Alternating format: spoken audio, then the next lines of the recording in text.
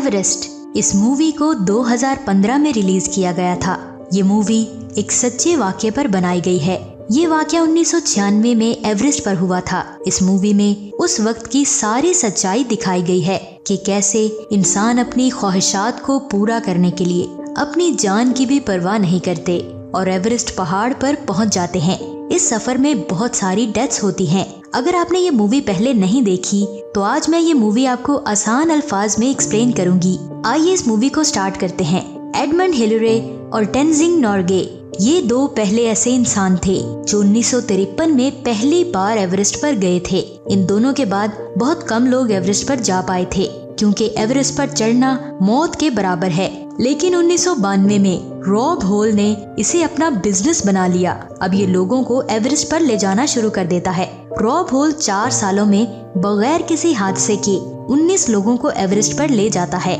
1996 में रॉब एक और टीम को एवरेस्ट पर ले जाने के लिए तैयार हो जाता है और इसकी वाइफ इसे बोलती है कि जल्दी आना। रॉब बोलता है कि मैं जल्दी ही आऊंगा और मुझे आने से कोई रोक भी नहीं सकता। 30 मार्च 1996 को रॉब अपने सफर पर निकल जाता है। रॉब हॉल की कंपनी का नाम एडवेंचर कंसल्टेंट होता है। रॉब की टीम में बहुत लोग होते हैं जिनमें बेग, डग, जॉन और बहुत सारे और लोग शामिल हैं। ये टीम 13 लोगों पर मुश्तमिल होती है। ये सफर पूरे 40 दिन का होता है और इन्हें 10 जून तक एवरेस्ट के टॉप पर पहुंचना होता है। अब पूरी टीम 9383 फीट की ऊंचाई पर एक जगह ल्यूक्ला पर पहुंचती है और ये सब हेलीकॉप्टर में सफर कर रहे होते हैं। ल्यूक्ला पर पहुंचने के बाद ये सब वहां से आगे पैदल सफर करते हैं और अब ये 17,600 फीट की ऊंचाई में अपने कैंप तक पहुंच जाते हैं। यहाँ डिफरेंट कंट्रीज के लोग आए होते हैं और ये सब अलग अलग कंपनीज के लोग होते हैं जो एवरेस्ट पर चढ़ना चाहते हैं। 23 अप्रैल को ये पूरी टीम 21,300 फीट की ऊंचाई पर पहुंच जाती है। इतनी ऊंचाई पर ऑक्सीजन बहुत ही कम मिकदार में होती है। सब यहाँ पर एक कैंप में जाते हैं और वहाँ से ऑक्सीजन लेते हैं। दरअसल जो कंपनीज लोगों को एवरेस्ट पर लेकर जाती है उन्होंने अलग अलग चोटियों पर इन लोगों के लिए कैंप्स लगाए होते हैं ताकि वो वहाँ पर आराम कर सकें। अब यहाँ से आगे का सफर बहुत ही मुश्किल होता है क्योंकि इतनी ऊंचाई पर ऑक्सीजन बहुत कम होती है और एवरेस्ट की ऊंचाई भी बहुत ही ज्यादा है और उस पर चढ़ना भी बहुत ही खतरनाक है। इस पहाड़ पर जाने के लिए कंपनीज ने रस्सियां लगाई होती हैं ताकि लोग आसानी से ऊपर चढ़ सकें क्योंकि बगैर रस्सी के एवरेस्ट पर चढ़ना नामुमकिन है। लेकिन रस्सियों के साथ भी जाना कोई आसान बात नहीं है क्योंकि यहाँ पर ऑक्सीजन की कमी की वजह से सांस लेना भी बहुत ही मुश्किल है। इतनी मुश्किलात का सामना करते हुए ये सब अपनी मंजिल पर पहुँच ही जाते हैं और 24,000 फीट ऊपर चले जाते हैं। अब नीचे कैंप से एक लेडी जिसका नाम हेलन है और ये रॉब की टीम में होती है। ये रॉब को मौसम की सूरत हाल बताती है कि मौसम तेजी से बदल रहा है। अगर मौसम नॉर्मल ना हुआ तो 11 डेट को बहुत ज्यादा बर्बादी हो सकती है। अब रॉब हेलन को बोलता है कि यहाँ कोई मौसम नहीं होता और वो फिर पहाड़ पर चढ़ना शुरू कर देते हैं। अब इतनी ऊंचाई पर हवा बहुत ही तेज होती है और इनको आगे जाने के लिए बहुत ज्यादा मुश्किलात का सामना दरपेश होता है। लेकिन इनमें जिद जुनून की हद तक होती है कि हमें ये सब करके दिखाना है। सफर करते करते ये अपने अगले कैंप पर पहुंच जाते हैं जो कि 26,085 फीट की ऊंचाई पर होता है। इस लोकेशन पर मौसम बहुत ही खराब होता है और ये सब तय करते हैं कि हम यहाँ से आगे नहीं जाएंगे क्योंकि आगे जाने का मतलब मौत है। लेकिन 10 मई को मौसम अचानक से बिल्कुल नॉर्मल हो जाता है। तूफान का कोई भी नामो निशान नहीं होता। ये रात को 12:30 पर सब फैसला करते हैं कि अब हमें आगे जाना होगा और यहाँ से टॉप पर पहुँचने में इन्हें 12 घंटे लगेंगे। ये सब इस उम्मीद से आगे का सफर शुरू कर देते हैं कि कुछ घंटों में ही ये अपनी ख्वाहिश को पूरा कर लेंगे। कुछ टाइम के बाद ये सब 27,600 किलोमीटर की ऊंचाई पर पहुंच जाते हैं और ये सब 4:39 पर अपनी मंजिल पर पहुंच जाते हैं। अब यहाँ एक और प्रॉब्लम आती है। रॉब की टीम में से एक आदमी जिसका नाम बेक है, उसकी आंखों में कुछ प्रॉब्लम आती है। उसे धुंधला दिखाई देना शुरू हो जाता है क्योंकि कुछ साल पहले इसकी आंखों की सर्जरी हुई थी। अब यहाँ पर रॉब उसे कहता है कि हम अपना सफर शुरू करने लगे हैं।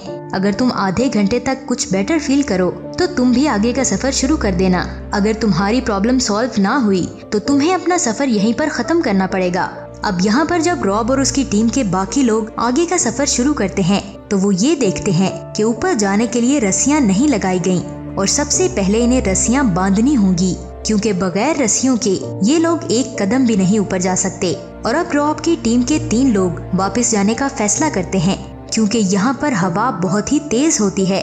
ये वापस जाने का फैसला इसलिए भी करते हैं क्योंकि इनके पास ऑक्सीजन भी खत्म हो चुकी होती है। वो 3 लोग रिस्क नहीं लेना चाहते और वापस चले जाते हैं। एवरेस्ट पहाड़ पर बर्फ की बहुत बड़ी बड़ी दरारें होती हैं। इन दरारों में गिरकर 19 लोगों की मौत हो चुकी होती है। अब इनकी टीम 28,740 फीट की ऊंचाई पर है। इतनी ऊंचाई पर पहुंचने वाले लोगों को हाइपोथर्मिया हो जाता है, और हाइपोथर्मिया ऑक्सीजन की कमी की वजह से होता है। हाइपोथर्मिया वाले इंसान को गर्मी बहुत ज्यादा लगती है, इसमें गुस्सा भी बहुत ज्यादा आता है। यही वजह है कि इतनी ऊंचाई पर जाने के बाद इन लोगों को बहुत सारी कॉम्प्लिकेशंस का सामना करना पड़ता है, जिसमें दिमाग का स्वेल हो जाना, फेफड़ों में पानी का बन जाना, और ये सब अलामत मौत की वजह बन सकती हैं। लेकिन इनमें बहुत जुनून होता है अपनी मंजिल तक पहुंचने का। अब ये सब रस्सियां बांधकर अपना सफर शुरू कर देते हैं। इनमें आगे बढ़ने के लिए अब ताकत नहीं होती, लेकिन अपने जज्बे की बिना पर ये सब लोग अपने सफर की तरफ जाना चाहते हैं। अब यहाँ पर खुशी की बात ये है कि दोपहर 1:14 पर ये सब अपनी मंजिल यानी कि एवरेस्ट की चोटी पर पहुँच जाते हैं। ये वो सब कर दिखाते हैं जो ये करना चाहते थे। रॉब और उसकी टीम की खुशी की कोई इंतहा नहीं होती। अब ये सब वापस जाने का फैसला करते हैं, और इनके प्लान के हिसाब से इनको 2 बजे तक वापस पहुंचना था, लेकिन ये सब लेट हो जाते हैं। यहाँ पर अब मौसम खराब होना शुरू हो जाता है और उनको सांस लेने में भी काफी प्रॉब्लम होती है, क्योंकि इनके पास अब ऑक्सीजन बिल्कुल भी नहीं है। रॉब कैंप वालों से बात करता है और उन्हें बताता है कि हमारी ऑक्सीजन बिल्कुल खत्म हो चुकी है, और साथ ही उन्हें ये भी बताता है कि हम वापस आ रहे हैं।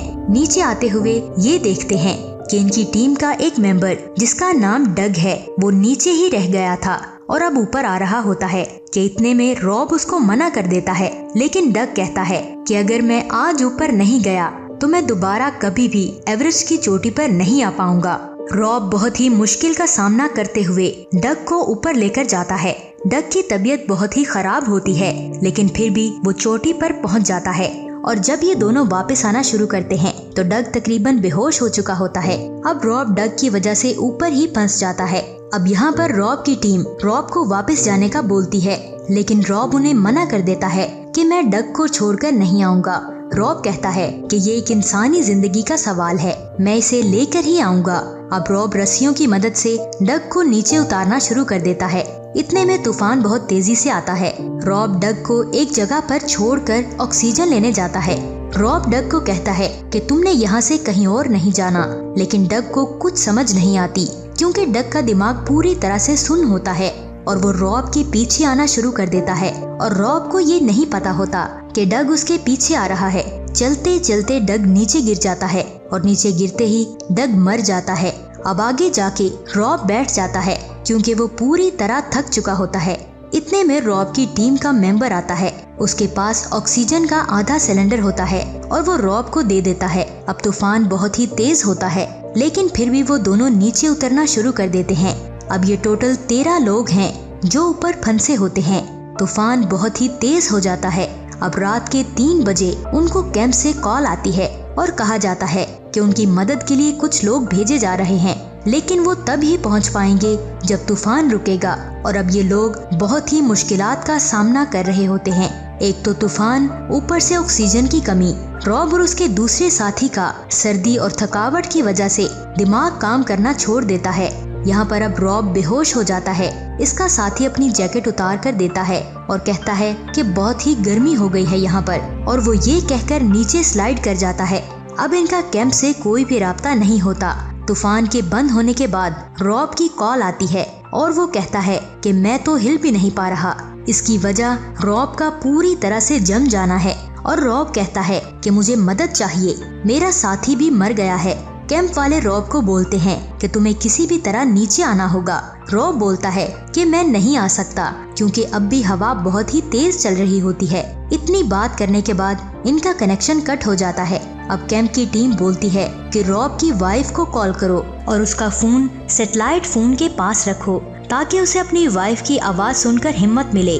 अब वो ऐसा ही करते हैं। वो रॉब और उसकी वाइफ की बात करवाते हैं और रॉब की वाइफ उसे कहती है कि तुम्हें चलते रहना होगा, कुछ ही देर में धूप निकलेगी।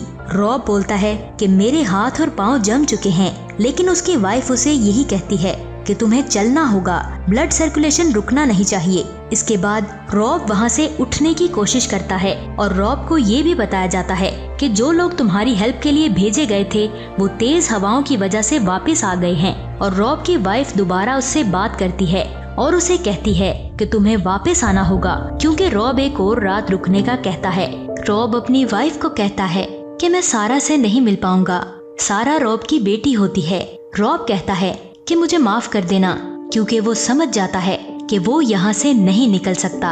अब ये रॉब का आखिरी वक्त होता है। रॉब की वाइफ बोलती है कि तुम ऐसा मत कहो, तुम हार नहीं मान सकते। रॉब बोलता है कि तुम अपना ख्याल रखना। ये कहते ही उनकी कॉल डिस्कनेक्ट हो जाती है। अब दूसरी तरफ बेग, जिसकी आंखों में प्रॉब्लम थी, वो नीचे उतरने वाले लोगों के साथ नीचे उस दूरी तक पहुंच जाता है, लेकिन वहाँ के सब लोग मर चुके होते हैं, लेकिन बेग अभी भी जिंदा होता है। अब बेग को खौफ आना शुरू हो जाता है, लेकिन इतने में उसे अपनी वाइफ और अपने बच्चे नजर आते हैं और वो पूरी हिम्मत से लड़खड़ाता हुआ आगे बढ़ता है और कैंप तक पहुंच जाता है, जहां और भी लोग होते हैं। लेकिन बेग की हालत बहुत ही खराब होती है। अगर उसे फौरन मेडिकल हेल्प ना मिली और उसे नीचे ना लाया गया तो वो मर जाएगा। अब ये बात बेग की फैमिली को पता चलती है और उसकी बीवी बोलती है कि हेलीकॉप्टर का अरेंज मैं कर लूंगी। हेलन, जो कि रॉब की टीम में होती है, वो बोलती है कि ऊपर वहाँ हवा का दबाव बहुत ज्यादा है, वहाँ पर हेलीकॉप्टर नहीं जा सकता। लेकिन बेग की वाइफ नेपाल में जो अमेरिका की एम्बेसी होती है वहाँ कॉल करती है और उन्हें बेग की हेल्प के लिए प्रेशराइज करती है और वो बेग के लिए नीचे हेलीकॉप्टर भिजवा देते हैं और वो बहुत मुश्किलात का सामना करते हुए बेग को बचा लेते हैं। और दूसरी तरफ रॉब नीचे नहीं आ पाता। वो उन्हीं पहाड़ों में बाकी बचे हुए लोगों के साथ हमेशा हमेशा के लिए रह जाता है और ये सब मर जाते हैं। यहाँ बेग को नीचे लाया जाता है और उसका इलाज करवाया जाता है, लेकिन हाथों और नाक का ब्लड जम जाने की वजह से वो गल सड़ जाते हैं, जिसकी वजह से उसके हाथ और उसकी नाक काटनी पड़ती है। यहाँ पर बेग की फैमिली उसको बहुत सपोर्ट करती है और वो हैप्पीली लाइफ गुजारते हैं। जुलाई 1996 में रॉब की बेटी पैदा होती है और उसका नाम उसकी वाइफ सारा रखती है, जैसे कि रॉब यही चाहता था कि उसकी बेटी का नाम सारा रखा जाए। तो ये था 1996 का वो दर्दनाक हादसा जिसमें बहुत सारे लोग अपनी एक ख्वाहिश को पूरा करने के लिए मारे गए थे। तो आज की ये मूवी आपको कैसी लगी नीचे कमेंट्स करके जरूर बताइएगा और इसी तरह और मूवीज की एक्सप्लेनेशन को जानने के लिए हमारे इस चैनल को सब्सक्राइब करके बेल आइकन को प्रेस कर दें ताकि आप तक पहुंचती रहें तमाम चैनल अपडेट्स। खुदा हाफिज।